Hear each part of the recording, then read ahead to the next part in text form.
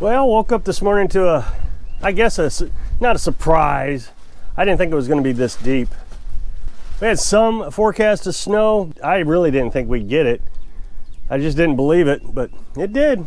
I guess there's a couple inches, maybe three inches of snow that we woke up to this morning. Well, this will probably be the last one. This is Friday. Tonight it's supposed to get down to 10 degrees. And it's going to be cold on Saturday, so it won't melt on Saturday. I don't think it's supposed to get above freezing. But then I think on Sunday, we're back up to 60s or 70s. Then we'll stay there for the rest of the 10-day forecast. So I'm just sweeping off of the bridge right here. This gets really slick. I've talked about it before. Everybody had suggestions on how to deal with it, but I didn't want to take from the natural beauty of it. I already walked on it, so all that snow is sticking on it. It's a nice, light, fluffy snow. That's a big difference. All the ones we've had in the past have been pretty heavy.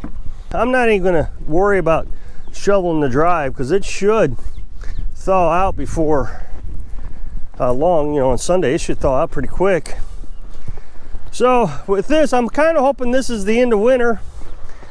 Winter's little last hurrah. The road is already cleaned off. I don't know when they did that. I didn't hear them come by. So this morning I got up at 5 o'clock. Well, actually it was about 4:30. It was pretty chilly in the house. I decided to get up and start a wood stove and came down here and started the generator. Thought I'd see if I could get the batteries maintenanced a little bit while it's cloudy and the solar panels were covered up. I just went in and looked to see what we got. I still got a little bit more I need to pack in there, about 3-4 amps. So I'm gonna sweep off the solar panels now. The sun is starting to peek through the clouds. So I get the solar panels cleaned off and see if that takes care of my 3 amps. And then I'll shut off the generator. It was supposed to snow until 10 o'clock today, but it's already stopped. Yeah, this is a nice light snow. Panels are sweeping off real easy. This is the first light snow I think we've had since we've moved here 2 years ago. This is just powder. I bet skiers would like this. I don't know. It's odd because it's not that cold. I got up this morning, it was 19 degrees. You would have thought that would have been a heavier wet snow, but it wasn't. So I was saying I got up 4:30. I started the generator. See if I can get a maintenance charge on the batteries, because I thought it'd be cloudy all day, but obviously it's not going to be. And then I came back down to 6 to give the chicken some water. I threw some straw down because some snow got in their chicken run. When I opened up their chicken coop, Frenchie was ready to come out. So Frenchie's the rooster. He was ready to come out. As soon as I got the straw down, they all jumped down off the roost in the chicken coop and came out, which is actually kind of odd if you understand Frenchie. What happens is Frenchie is very good at whatever job he's assigned himself. And I say assigned himself because I don't know if all roosters do this. But he is a very good rooster. I don't know where everybody's at right now. Oh, they're inside, I guess. I heard one inside. I guess it's too cold for him, I don't know.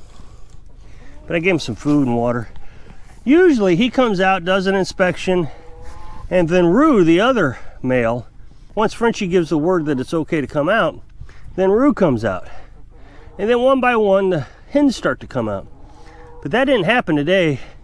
Frenchie didn't even get out. I threw the straw down. They all came out. Almost instantly. There was no sequence. But Frenchie's he almost stresses himself out trying to take care of the girls. I find it odd that they all went back inside. I gave them a good layer of straw there. Would have thought they would have stayed out. I mean, I saw them out just a little while ago. So at night, they go in kind of in a certain order. The Americanas kind of go in first, and then the Buff Orpingtons go in, and then finally the New Hampshires go in. New Hampshires are probably the friendliest birds we got. I thought the Buff Orpingtons would be friendly, but New Hampshires are very friendly birds. But they also seem to be I don't know, they just seem to be a little bit more adventurous maybe. So they'll stay out longer. Now, it's my understanding the darker it gets, the harder it is for them to see. So they have to go in. They have to be, or they'll be blinded, or they'll be stuck outside. So, but they stay out so long. And Frenchie puts them all away. It's neat. You know, he kind of rushes them, pushes them, and pecks at them to get them all to go inside. When the Rhode Island's turn to go in, he's in a panic. Because my guess is he's having a hard time to see. Remember, he's an Americana. The Americanas are the first ones in. So my guess, it's just, I'm speculating. I don't know this for sure. My guess is he can't see as well as the New Hampshires. So he's in a panic. He's barking at them, you know, rah, rah, rah, trying to get them to go in, and they're sitting around scratching and eating. Of course, I come down about that time and fill up their food bowl, clean out their water bowl. If it's not too cold, I'll bring it out. If it's warm, I'll leave it in there. If it needs water, I'll add water, whatever the case is. And he's just in a panic trying to get them in, and they won't come in. Eventually, he'll get them in. But then they have to go up on the roost, and then he'll go up on the roost. He's just very good at his job. Rue doesn't do any of that. Of course, he's not the dominant one. I think Rue's bigger. I think if Rue wanted to be the dominant one, he could. But I've never seen that from a rooster. When they are outside of the run, sometimes I let them out. You've seen me do that in the past. If they're outside, he's always very aware of what's going on above. So if there's a eagle or a hawk or an owl or something, he makes a little chirp. I mean, it's nothing significant. As loud as he can get with his crowing, it's just a little chirp, and they all run back into underneath the chicken run here. It's incredible how well he's at his job. Then when it comes to eating, I always assumed that the male, the biggest male, the dominant one, would always eat first. When you throw out corn or give him some mesh, but he doesn't. He lets the girls eat first. He doesn't allow Rue to eat. He'll push Rue out of the way, lets the girls eat, and then when they're done eating, him and Rue go in and eat. I know somebody's gonna say, well, you should have been raising chickens, you know, I've been doing it 30 years, you're not very smart. I've raised a lot of chickens in my life, so I've just not seen this before. He's really good at it. Oh, okay, so we got Two-Face to come out. She's upset about something. She probably wants food.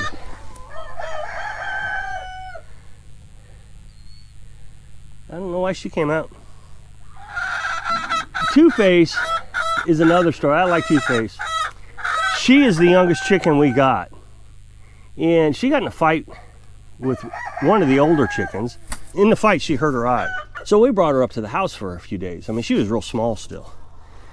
Now, the Americanas are not very friendly at all. They just do not like being around us. Unlike the New Hampshires. Well, of course, she had to be handled. We had to handle her to clean her eye every day, and we put eye drops in her eye. And finally, she got better. And that's why we call her Two-Face, because on one side, she looked completely different because her eye was all closed. And then the other side, she looked like a beautiful bird. Well, she finally got better.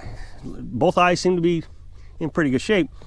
But she is very friendly, almost as friendly as the New Hampshires. If you have corn, she doesn't want to eat it off the ground. She wants you to hand feed her. So she's gotten spoiled. She comes right up to us when we let her out. She'll be the first one that comes right up to us, gets her hand food. Of course, you know, you can only do that so long, and then you throw it out on the ground. She'll eventually go over and eat it on the ground. So she's kind of like my pet, my girl, and you know, whatever you want to call her. I really kind of like having her.